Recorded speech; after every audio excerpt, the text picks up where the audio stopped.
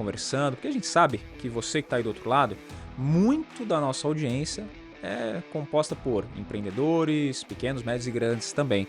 Então, a gente trouxe o Guilhermo Gomes, lá da Flash, para falar um pouquinho desse mundo corporativo. Despesas, receitas, organização, planejamento. A gente bateu um papo bem bacana com ele. Você vai acompanhar depois da vinheta, mas antes, não esquece de se inscrever, de curtir e seguir a gente lá no Instagram, @MoneyPlay_podcast, e o meu pessoal, @Fabrício Duarte.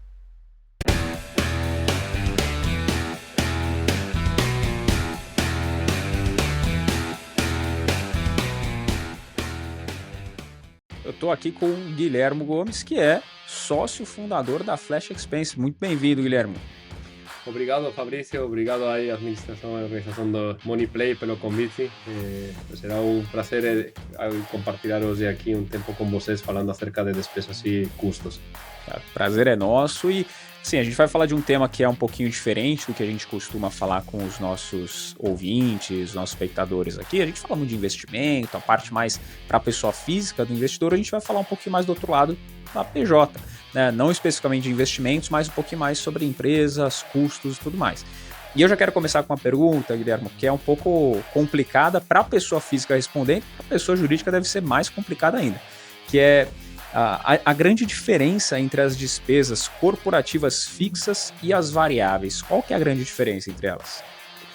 Bom, primeiro comentar que no longo prazo toda despesa fixa acaba sendo variável, né? Então você consegue afetar aí a gestão das suas despesas se você transformar despesas fixas em variáveis e despesas variáveis em fixas aí no longo ou médio prazo, né? Mas para fazer essa distinção aqui atualmente, quando falamos de despesas variáveis, é toda despesa que está diretamente atrelada à atividade econômica da sua empresa ou atividade diretamente da sua empresa. Por ejemplo, yo gosto siempre comentar esa respuesta con un ejemplo. Vamos por a fuerza de vendas de una empresa. A fuerza de vendas de una empresa, cuanto más visitas pasen un cliente, mayor custo de combustible tem, por exemplo, para pagar o carro e todas as viagens que faz aí a força de vendas, né? É uma despesa variável, porque quanto mais visitas, maior é o custo que vai ter em combustível, quanto menos visitas faz um comercial, um vendedor, menor será esse custo, né? É uma despesa variável, porque está totalmente atrelada à atividade da empresa. Pode gerar mais receita, menos receita, mas sim está totalmente vinculada à receita ou à atividade dessa empresa. Quando falamos das despesas fixas, vamos manter esse exemplo. É toda despesa que acontece de maneira recorrente com uma empresa de maneira sistemática e é predecível, né? Sempre o mesmo valor, com a mesma data, a exceção, obviamente, que a empresa resolva eliminar essa despesa ou transformá-la. Vamos com esse exemplo que comentábamos da força de vendas, o salário. Você sabe que quando tem um salário, uma pessoa ou esse vendedor é CLT, você tem que pagar, o que seja, R$ 6.000 por mês. Então, esse dinheiro e essa quantidade cai todos os meses de maneira recorrente, adicionando aí o 13º, etc. Então, isso é uma despesa fixa. Então, por quê? Porque você tem essa previsibilidade e essa recorrência com o pagamento o acontecimento dessa despesa.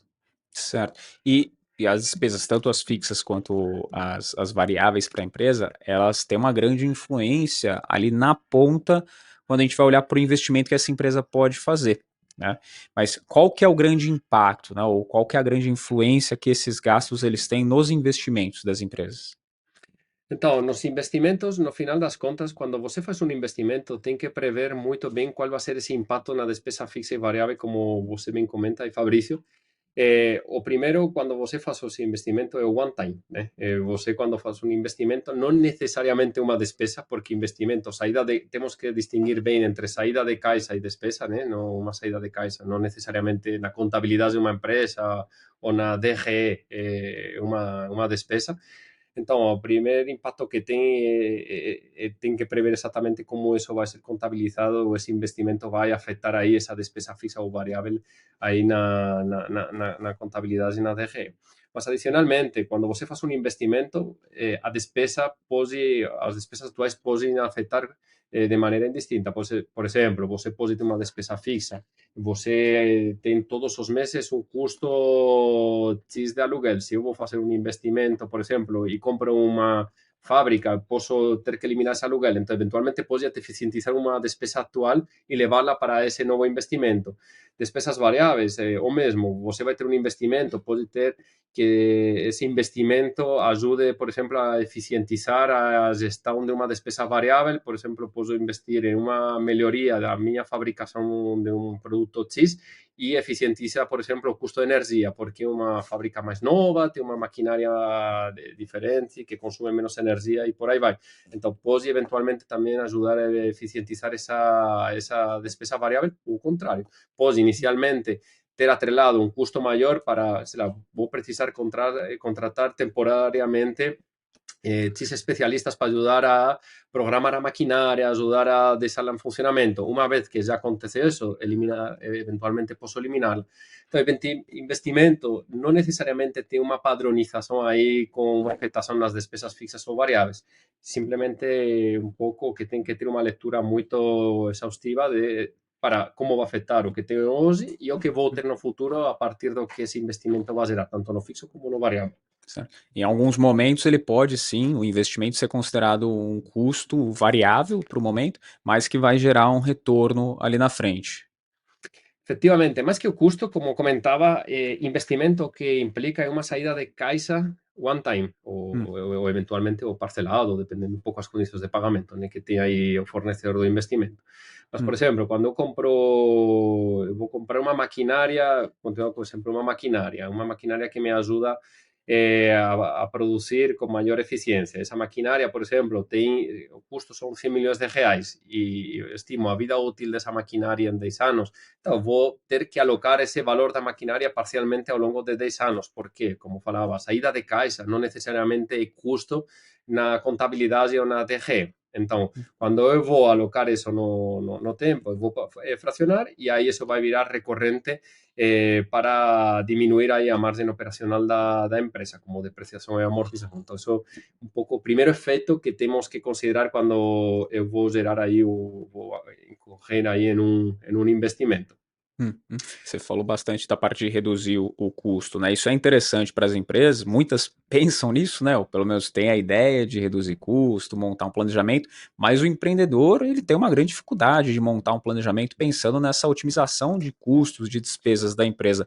Como que ele pode fazer um planejamento bacana pensando nessa parte de otimização de despesas? Aí, para mim, tem uma fórmula mágica de 4 passos aí que sempre eu gosto comentar quando alguém me pergunta acerca de planejamento, acerca de despesas e para optimizar as despesas que tem uma empresa. Em primeiro lugar, tem que entender a natureza das despesas atual, classificá-las. Você fez uma distinção no início perfeita, que custos fixos variáveis, mas tem outras distintas categorias por natureza, por linha de produto, tentar alocá-las, algumas que atenden diversas líneas de produto, então tentar aí quebrarlas um pouquinho mais. Então, entender um pouco em como classificar essas despesas que hoje tenho, não só em fixas e variáveis, sino também por outros tipos de natureza. A partir de aí, eu sempre falo, tem que simulá-las. Simulá-las implica que tenho que entender se elimino uma, não, como vai ajudar aí, ou como vai implicar que se vai comportar as linhas de despesas ou a produtividade da minha empresa no futuro. Porque tem muitas vezes, quando você faz essas simulações, a própria empresa tem surpresas e percebe que muitas vezes eliminando algumas despesas não necessariamente acaba impossibilitando uma determinada linha de produção, etc. Então, tamén ten que simular como inciden aí no día a día. Ten que facer benchmarks. Eu acho que é moito importante aí realizar benchmarks e preguntar para os seus colegas, para fornecedores, para outros distribuidores, para outras verticais de industria, etc., como se comportan as distintas despesas fixas, variáveis, das distintas naturezas, etc., para você entender se a súa representatividade dessas despesas está calibrada, non está calibrada, apresenta aí oportunidades, non apresenta oportunidades, etc. E depois tem um ponto também muito importante entender, e você aí em linha com a pergunta que foi formulada aí anteriormente, entender se um investimento vai ajudar a eficientizar em um futuro essas linhas de despesa que tenho hoje. E aí sempre gosto de falar com o caso, por exemplo, porque conheço muito bem da Flash Expense, por exemplo. Hoje a gente tem essa plataforma de gestão de despesas corporativas. Hoje as empresas, de maneira média, aproximadamente destinam umas 520 horas para a gestão de despesas, de despesas corporativas, que é gestão de viagens, reembolsos, etc. Investindo na tecnologia, conseguem poupar mais de um 80% desse tempo destinado. Então, um investimento acaba gerando um retorno, neste caso, headcount, por exemplo. E por aí vai, essa linha de produção que falava no início, que se você eficientiza, por exemplo, ajuda eventualmente a mitigar o custo de energia no futuro, etc., etc., é um ponto de como os CAPEX ou como os investimentos ajudam também a afetar as linhas de despesas atuais. Então, todo esse conjunto acaba afetando aí as despesas e, portanto, deve ser parte e objetivo aí do planejamento, que é um pouco o que você me comentou, me formulou aqui na pergunta. Sim. E onde você vê que o empreendedor, pela experiência que você tem, ele costuma se equivocar mais ou ter mais dificuldade nesse processo do planejamento? Sí, hoy o emprendedor acaba se equivocando más primero porque no tiene tanto expertise para basear no pasado y olhar ahí casos pasados y falar a partir de mi experiencia yo consigo proyectar o consigo entender. Muchas veces o emprendedor tiene una idea, se aventuró ahí en una industria, en una vertical determinada sin tener una expertise ahí muy profundo, otras veces sí, obviamente, más se aventuró en esa idea y falou, "Bom, vamos a avanzar, vamos a emprender, né?" Como no tiene ese historial, acaba muchas veces funcionando a base de test y erro. Otras veces también el emprendedor, na primeira fornecedor que contrata, é o primeiro que toca a porta, porque tem uma necessidade muito grande de testar produto, lançar um produto, entender aí o market fit com o cliente e a partir daí já, se funciona, já vou bem. Então, muitas vezes já aí alavanca um fornecedor X e esse fornecedor não é idealmente o melhor fornecedor. Então, mas como tem essa urgência, essa necessidade, aí já se aventura e eventualmente depois vai percebendo que errou ou não errar, porque errar é forte, né? Mas não acertou tanto a mão aí como deveria. E também time e dedicação. O empreendedor aí, infelizmente, não tem o funding ilimitado como tem grandes corporações. Bom, nenhuma corporação tem funding ilimitado, mas tem ainda menos funding ilimitado. Então, tem que alocar os esforços onde realmente vai gerar um retorno ou vai gerar aí valor para essa pessoa. Então, muitas vezes, não tem um exército de pessoas olhando despesas por cada vertical, por cada linha de produto, por cada unidade de negócio. Então, não ter todo esse foco olhando uma mesma linha ou uma mesma natureza de despesas, obviamente também faz que erre mais quando comparado aí com empresas mais tradicionais ou mais consolidadas, né? Sim. O que vai servir tanto para o empreendedor quanto para as grandes corporações é que no meio do caminho, né, no meio do processo de trabalho, seja na abertura, seja já uma empresa que já está consolidada, tem algumas coisas que fogem do controle, né, do empreendedor ou da grande corporação também. Que é, por exemplo, risco sanitário, né? A gente viveu isso aí um tempo atrás, 3 anos atrás, mais precisamente. A gente tem risco econômico, político e tem os imprevistos, né? Só um acidente, alguma coisa pode acontecer na empresa também, como acontece com a pessoa física, na pessoa jurídica também isso pode acontecer. Como se preparar, se blindar, se proteger contra isso, ou pelo menos lidar melhor com esse tipo de coisa, Guilherme? Para lidiar melhor, o primeiro é fazer, e conectamos também com a pergunta que você formulou aí atrás, é fazer um bom planejamento e com um bom planejamento é tentar listar todas as dimensões que vão existir que eventualmente vão afetar a minha empresa. Porque quanto mais dimensões eu conseguir listar, mais consigo prever eventuais riscos futuros e mais consigo mitigar os. No vou conseguir mitigar todos, mas vou conseguir pôr aí a ordem de prioridade do que mais importa para evitar aí o problema. Novamente, em segundo lugar, eu gosto muito benchmark. Ir em muitas reuniões, em palestras, em foros, em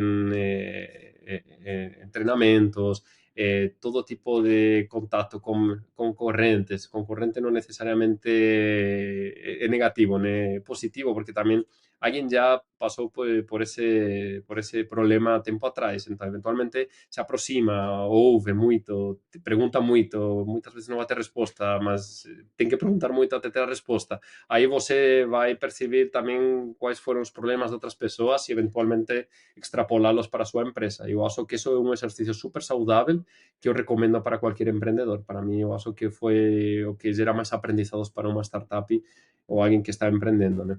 Certo. Voltando para o assunto de despesas corporativas, quais são as principais despesas que você destacaria hoje, as maiores despesas corporativas? Então, depende um pouco cada natureza de indústria. Se Uhum, eu vou para uma linha aérea, vai ser o combustível, né? Se vou para uma empresa que produz sanitários, vai ser a matéria-prima, mármore, a pedra, a matéria-prima e a energia. Se vou para uma empresa que presta serviços, vai ser o headcount, né? Uma consultora, um estudo de advocacia, vai ser o pessoal, a própria folha de pagamento. A empresa de tecnologia, vai ser o time de tecnologia e também todos os serviços de infraestrutura tecnológica que ajudam a fazer possível a gestão e a geração do produto. Então, depende muito, tá? Mas o que, de todo isso que fui comentando, o que tem um denominador comum é headcount, pessoas. uhum, Sempre pessoas, obviamente, acabam sendo com maior representatividade, como quando falávamos desse prestador de serviços, toda a advocacia, como un poquinho menos representatividade, mas en unha liña aérea, por exemplo, que era o caso oposto aí de capital intensivo, que o custo de energía é super grande, tamén headcount representa aí un bon percentual do total das despesas. Entón, para mí o denominador común que teña maior representatividade hoxe de maneira geral cross industrias, independentemente de seja startup ou empresa máis consolidada, é persoas, eu acho. certo. E queria entender também agora um pouquinho o setor que a Flash está, Guilherme. Explica um pouquinho para a gente qual que é, como que a Flash se posiciona dentro do setor também. A Flash hoxe, bom, nació aí como para revolucionar o mercado de beneficios que as empresas ofrecen aos colaboradores, como vale transporte, refeição, vale saúde, cultura, etcétera. Então, lanzou un cartón multibeneficios, Flexible, foi pioneiro aquí no país e eso posibilitou a xente captar varias rodadas de investimento aí con fondos de primeira liña, tanto nacionais como estranxeiros, e diversificar. Entón, saímos dese concepto de beneficios para ampliar e hoxe a xente se considera unha work techie, né? A xente ajuda a resolver as dores que foron un pouco esquecidos aí no financeiro e no RH. Então, hoje, além dos benefícios, também temos uma unidade de negócios focada na gestão de despesas corporativas, que é a que eu estou hoje liderando, que tem cartão corporativo, plataforma de gestão de despesas corporativas e gestão de viagens corporativos. Então, creo todo um ecossistema para o financeiro para ajudar a toda a gestão do quesito das despesas corporativas. E, adicionalmente, temos uma terceira unidade de negócio focada também no RH, que ofrecemos también otros productos relacionados con entrenamiento, engajamiento. Acabamos de adquirir, por exemplo, unha compañía chamada Folia Certa que faz todo o controle de jornada na operación. Temos clientes de moito grande porte e acabou de se incorporar aquí ao noso ecosistema. Hoxe temos toda unha solución e o bon que conectada, todos os produtos están conectados entre eles, né? Na mesma plataforma, no mesmo aplicativo, para ajudar a resolver todas esas dores que hoxe o RH e o financeiro tiñan e que ninguén estaba focando tanto neles. Sim. E como que você vê o setor, para essa parte de serviços, né, onde a Flash está, serviços, benefícios corporativos, como que você vê o desenvolvimento desse setor, a perspectiva agora para 2023, 24, 25? Uhum. A perspectiva é muito positiva. Bom, desde a minha perspectiva e a nosa perspectiva, o setor de beneficios en específico está tendo uma revolução que no inicio foi liderada, ou não liderada, iniciada, mais que liderada, iniciada pela Flash aí em 2019. Então, é muito legal enxergar como o RH está focando muito na pessoa, está focando no colaborador e entende que plataformas como a nossa ajuda a melhorar não a empresa, que también obviamente indirectamente, mas sí o colaborador y está enfocando mucho en el colaborador, porque cuando yo que he testado estadísticamente, cuando empresas como Flash fornecen servicios de beneficios, por ejemplo, ayuda a mejorar a satisfacción del colaborador, eso ayuda a mejorar a retención del colaborador, atrae más colaboradores y mejores colaboradores no mercado. Entonces, todo eso también tiene un custo indirecto para a empresa si no acontece, né? Que si un colaborador no está satisfeito, a probabilidad de sair da empresa é maior. Então, vou ter que repor esse colaborador. Então, é muito legal ver como os RHs estão focando no colaborador, para, obviamente, ter uma maior satisfação do colaborador, mas dois, porque também tem um retorno para a empresa que até hoje não estava tão quantificado, mas pouco a pouco, graças a empresas como a Flash, estamos ajudando a abrir os olhos aí dos RHs, que sempre tinha essa vontade, mas foi um setor que ficou aí mais engessado durante décadas, né? Sim. Nos últimos tempos a gente começou a ter um pouco mais desse assunto sendo falado sobre o cuidado com o colaborador entre as empresas mesmo. Também na onda dos investimentos, aí puxando sardinha para o lado que a gente fala mais aqui, a parte do ESG, né, entra muito ali na questão da governança, né, essa parte do relacionamento com os colaboradores, né, porque a empresa ela lida com os colaboradores, como que é a tratativa, né, a importância que ela dá para os colaboradores. Vocês têm alguma ligação disso também? Algum vínculo com algo relacionado ao ESG? Chegam a falar sobre isso dentro das empresas? Qual que é a relação? Uhum. Sí, sí falamos, por exemplo, na plataforma de gestão de despesas corporativas, a gente eliminou o famoso reembolso feito aí com tickets e papel. Eu lembro quando eu era consultor, eu trabalhei como consultor em uma firma de consultoria americana, tempo atrás. Lembro que tinha que pegar todas as notinhas do restaurante, chegava nas sextas-feiras no escritório, colava num papel, deixava no financeiro, tinha uma pila gigante e enviavam depois o famoso malote que enviavam aí para ter todo o registro aí das notas fiscais para fazer o reembolso. Então, por exemplo, a gente hoje tem tudo isso salvo digitalmente, né? No aplicativo. Então, você, com uma solução como Flash Expense, por exemplo, você vai almoçar por trabalho, você abre o aplicativo, tem uma fotografia na nota fiscal, então o restante não tem que imprimir duas notas fiscais, uma para você e outra para ficar para o restaurante.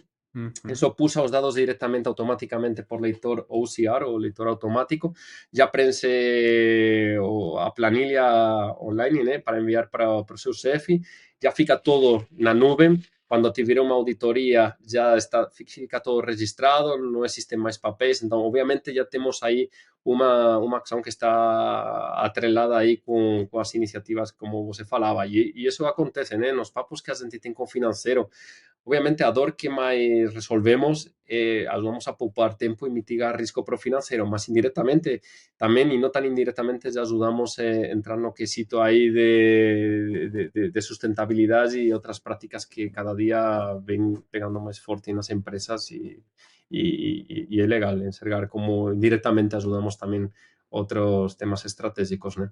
Sim, sim, com certeza, é uma boa participação. E, Guilherme, para a gente poder finalizar, eu queria uma dica, como eu sempre peço aqui para os entrevistados, uma dica, um pensamento, uma orientação pro empreendedor, pro cara que seja está começando agora, ou que já tem uma empresa rodando há bastante tempo, ou pro cara que tem a grande corporação também, e às vezes está com uma dificuldade em trazer essa visão prática que você deixou aqui para a gente sobre o planejamento, sobre a questão dos custos corporativos. Tá. Primeiro, só as duas coisas que eu falava no início. Primeiro, tentar fazer um bom entendimento, estudar as despesas, tanto presentes como eventualmente as futuras que poderia ter, tá? E estudá-las, entender a natureza, o impacto que tem e simular muito, simular cenários, tentar entender se elimino essa despesa, que aconteceria, se incremento essa despesa também, que aconteceria, incrementa máis a produção ou non. Então, tentar simular moito e deseñar cenários e brincar primeiro coa planilla. E, adicionalmente, benchmark e ouvir muito, perguntar muito, sempre cotar diversos fornecedores. Pode estar muito contente com seu fornecedor, mas sempre bom ter aí no banco aí aquecendo um segundo fornecedor caso o primeiro tenha um problema, incremente muito a pressão agora por inflação, que está tão de moda, né? E aí incrementa os custos, ter aí uma segunda linha. Então, sempre é bom ouvir, identificar qué oportunidades existen y tener siempre otras alternativas ahí en la lista de espera para conseguir ahí accionarlas así que precisar. Excelente. E para fechar ali com chave de ouro, um bom livro você recomenda aí para o nosso ouvinte também? Un buen libro que os recomende, tá.